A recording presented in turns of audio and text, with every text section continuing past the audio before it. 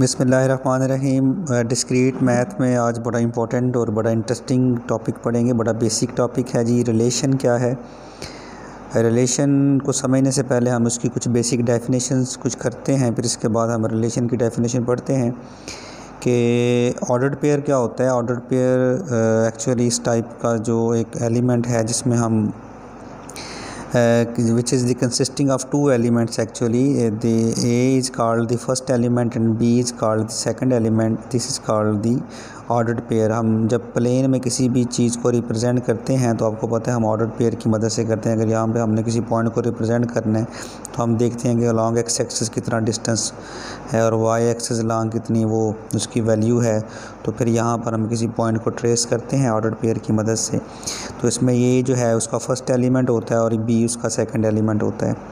दो ordered pairs equal कब होते हैं? जब उनके कॉरस्पॉन्डिंग एलिमेंट्स इक्वल हों। अगर हम कहते हैं ये दो ऑर्डर्ड पेयर हैं ए बी और सी डी, और ये इक्वल कब होंगे? अगर इनके दोनों कॉरस्पॉन्डिंग एलिमेंट्स इक्वल होंगे। ए फर्स्ट वाला जो एलिमेंट है ऑर्डर्ड पेयर का वो फर्स्ट के इक्वल हो और सेकंड ऑर्डर्ड पेयर का जो एलिमेंट है वो सेकंड के इक्वल हो, तो इसका मतलब है इस तरह दोनों जो ऑर्डर्ड जो एलिमेंट्स हैं वो ऑर्डर्ड पेयर्स हैं वो इक्वल हैं।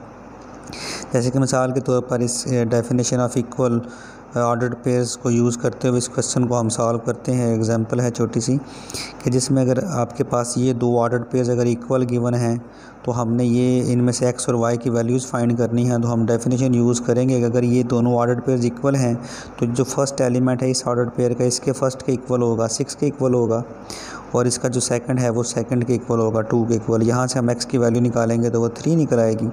ये जो x की वैल्यू निकली यहाँ पर हमने पुट कर दी क्वेश्चन नंबर 2 में, और y की वैल्यू आपके पास -1 निकल आई।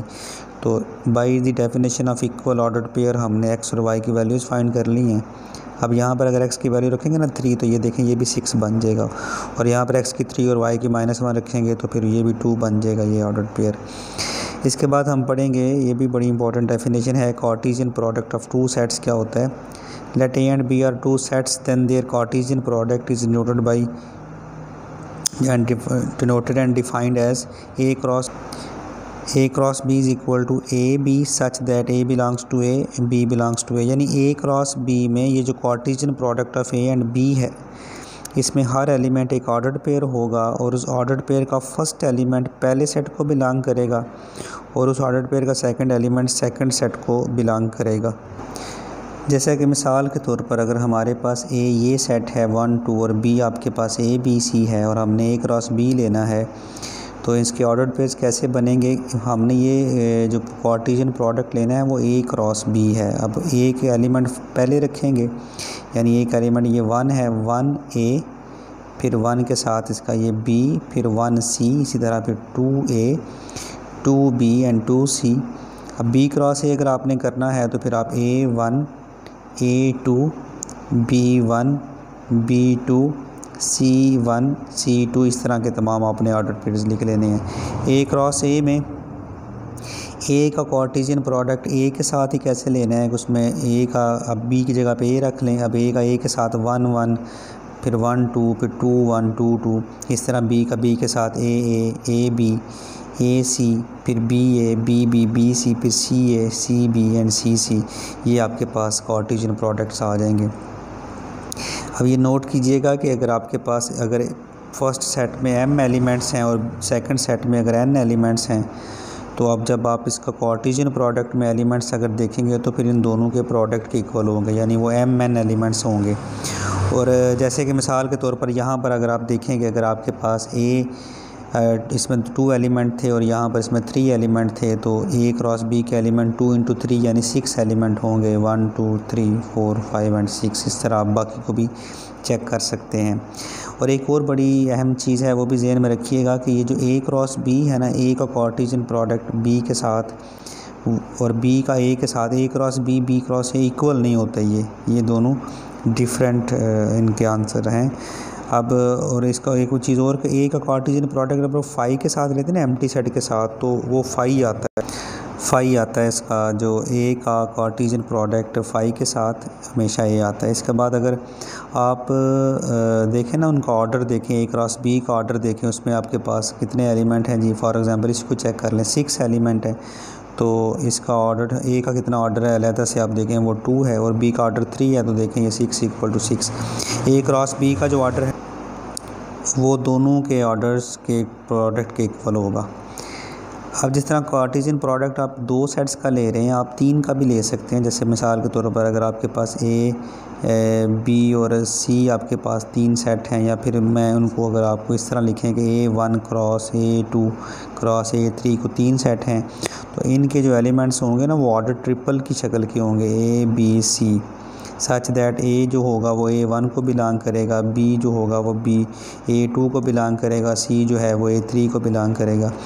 इसी तरह आप 4 सेट्स का भी कार्टेशियन प्रोडक्ट ले सकते हैं। आप n सेट्स का, n से मुराद कोई आप नंबर ले लें, 20 30 100 50 जितने मर्ज़ी आपके पास सेट्स हैं, उन तमाम का जो कार्टेशियन प्रोडक्ट है वो ले सकते हैं, जिसके एलिमेंट आएंगे इस तरह ऑर्डर 10 टुपल होंगे उसमें, और ये सारे के सारे A1 को बिलोंग करेगा, A2 को बिलोंग करेगा, इस तरह सो AN को बिलोंग करेगा। तो आप जो कार्टेशियन प्रोडक्ट है वो 2 से ज़्यादा सेट्स का भी आप ले सकते हैं। हमने जो बेसिक डेफिनेशन पढ़ी हैं इसमें हमने एक तो पढ़ा है कि आपके पास ऑर्डर्ड पेयर क्या है, ऑर्डर्ड पेयर के बाद आपने पढ़ा है कि आपके ऑर्डर्ड पेयर इक्वल कब होते हैं। फिर हमने इसमें जो चीज़ें पढ़ी हैं वो कार्टेशियन प्रोडक्ट देखा है, कार्टेशियन प्रोडक्ट 2 सेट्स का कैसे लेते हैं। इसके बाद आप देखें कि बाइनरी रिलेशन क्या है। बाइनरी रिलेशन कि late A and B be 2 sets, a binary relation R from A to B subset of A cross B। बड़ी आसान डेफिनेशन है कि आप A और B का कार्टेशियन प्रोडक्ट ले लें और उस कार्टेशियन प्रोडक्ट का कोई सा भी सबसेट ले लें, तो वो उस सबसेट को हम रिलेशन कहते हैं। तो जैसे कि मिसाल के तौर पर अब इस डेफिनेशन को यहाँ पे हम समझने के लिए ये एग्जांपल कंसीडर करते हैं कि A आपके पास अगर ये सेट 1 2 है, B आपके पास 1 2 3 एक सेट है, तो इसका कार्टेशियन प्रोडक्ट हम ले लेंगे, A क्रॉस B ले लेंगे, वो 1 1 1 2 1 3 2 1 2 2 2 3 आएगा। अब इसका कोई सा भी आप सबसेट ले लें, आप इसमें से कुछ एलिमेंट और 1 पहला सबसेट आप ले लें कि इसमें आप ये वाला एलिमेंट रख लें, 1 3 रख लें, 2 2 रख लें, ये आपने रख लिया, इसका सबसेट बन गया। इस A क्रॉस B का सबसेट है तो इसे हम रिलेशन कहेंगे। और 2 आप कोई और सबसेट बना लें, इसमें से कोई और एलिमेंट उठा के यहाँ पे रख लें, और 3 में ये एलिमेंट कोई एक बस रख लें, और 4 सारा ले लें A क्रॉस B, ये भी उसका सबसेट है। एम्प्टी सेट ले लें, वो भी इसका सब, ये सारे के सारे रिलेशन हैं, ये सारे के सारे being subset of A cross B are relation from A to B, ये सारे रिलेशन हैं फ्राम A टू B। और 1 भी रिलेशन जो है वो फ्राम A टू B है, और 2 भी relation from A to B है, और 3 भी और 4 ये सारे रिलेशन हैं। अगर आप B क्रॉस A यहाँ पे लेते हैं और B क्रॉस A का सबसेट लेते हैं, तो फिर वो रिलेशन होंगे वो फ्राम B टू A होंगे। तो ये बड़ी मतलब आसान सी डेफिनेशन है कि अगर A और B 2 सेट्स हैं और आपने बाइनरी रिलेशन लेना है फ्राम A टू B, तो वो एक सबसेट होगा A क्रॉस B का, यानी उसके कार्टेशियन प्रोडक्ट का, दोनों सेट्स के कार्टेशियन प्रोडक्ट का जो सबसेट होगा उसे हम कहेंगे कि वो रिलेशन है। When an ordered pair belongs to R, यानी अगर कोई ऑर्डर्ड पेयर किसी रिलेशन में मौजूद है तो हम ये कहते हैं we say that A is related to B, A is related to B। इसको इस तरह भी लिखते हैं या फिर ऐसे भी लिख सकते हैं कि A is related to B। अगर कोई ऑर्डर्ड पेयर किसी रिलेशन में मौजूद है, अगर उसमें वो मौजूद नहीं है तो हम उसको लिखेंगे A is not related to B, कि वो ऑर्डर्ड पेयर उसमें इस तरह भी लिख सकते हैं और उसको सिंबॉलिकली ऐसे भी लिखा जा सकता है। जैसे कि मिसाल के तौर पर अगर मैं यहाँ पे किसी ऑर्डर इस रिलेशन में अगर मैं बात करूँ ऑर्डर पेयर की 2 3 ऑर्डर पेयर की बात करूँ तो इसमें मौजूद नहीं है, तो हम कहते हैं इसमें मौजूद नहीं है, तो हम लिखेंगे 2 इज़ नॉट रिलेटेड टू 3। और अगर 1 1 इसमें मौजूद है तो हम लिखेंगे 1 और 1, यानी 1 इज़ रिलेटेड टू 1, यानी 1 1 इस और 1 में मौजूद है। इस तरह हम इसको सिंबॉलिकली लिख सकते हैं।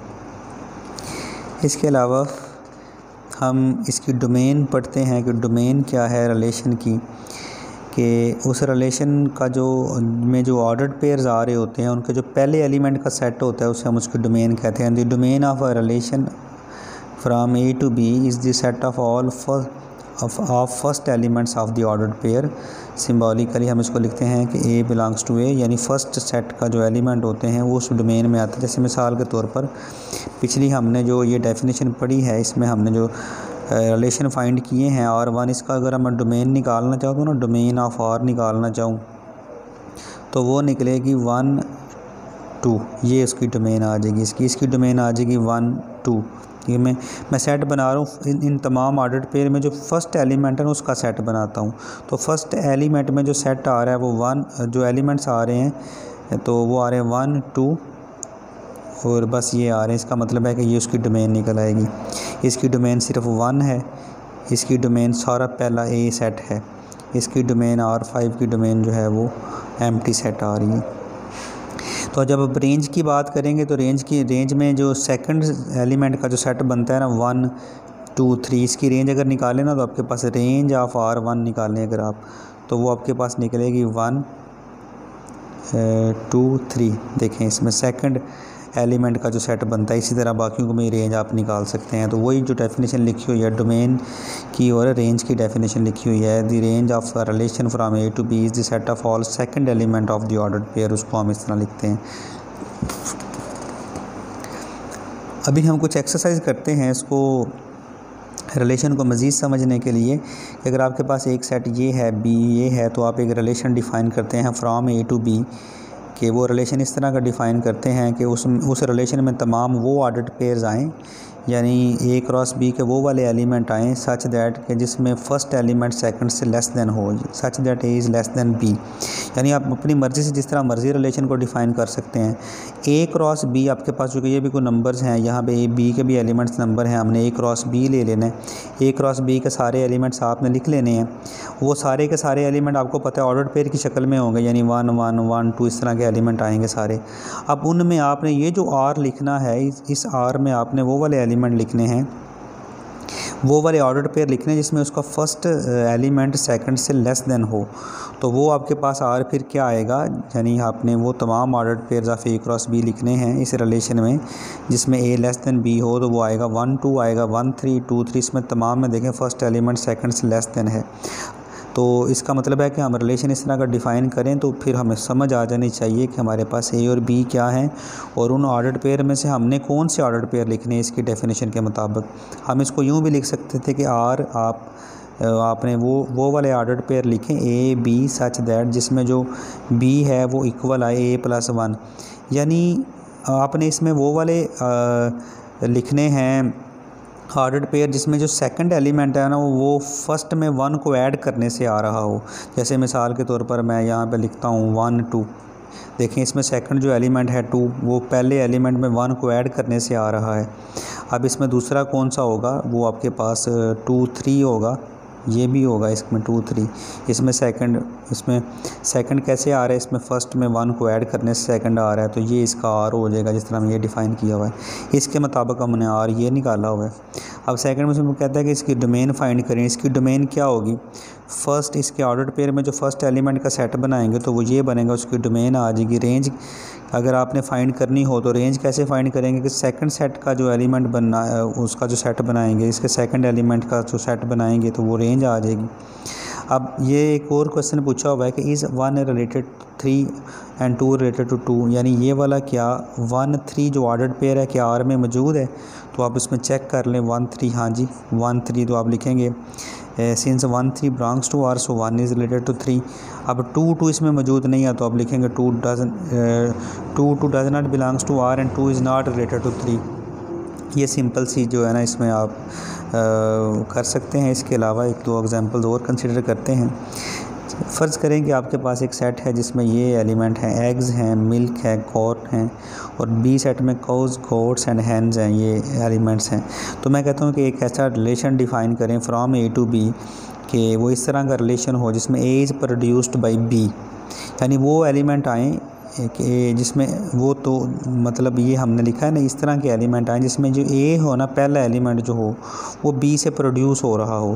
तो जब आप ए क्रॉस बी लिखेंगे तो फिर आपको पता है ए क्रॉस बी के सारे एलिमेंट पहले लिख लें, eggs cows, eggs goats, eggs hens, milk cows, इस तरह आप सारे लिख लें।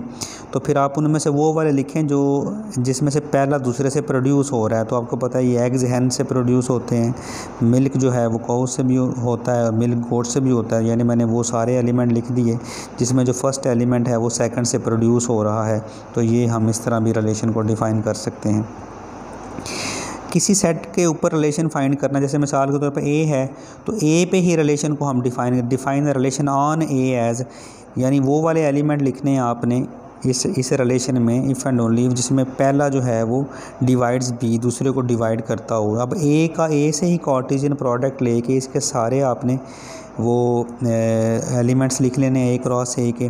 तो उसमें अब आप यहाँ पर रिलेशन जो आपने डिफ़ाइन किया हुआ है इसके मुताबिक आपने वो सारे ऑर्डर्ड पेयर लिखने हैं जिनमें पहला जो है वो दूसरे को डिवाइड करता हो। 1 1 को डिवाइड करता है तो लिख दिया, 1 2 को भी डिवाइड करता है, 1 3 को भी ये लिख दिए। अब 2 2 को भी पूरा डिवाइड करता है, ये भी लिख दिया। 2 4 को भी डिवाइड करता है, लिख दिया। 3 3 को भी लिख दिया। यानी मैंने वो तमाम ऑर्डर्ड पेयर लिख लें जिसमें फ़र्स्ट एलिमेंट दूसरे को डिवाइड करता है, ए डिवाइड्स बी। तो इस तरह के रिलेशन हम इसको में डिफ़ाइन कर सकते हैं।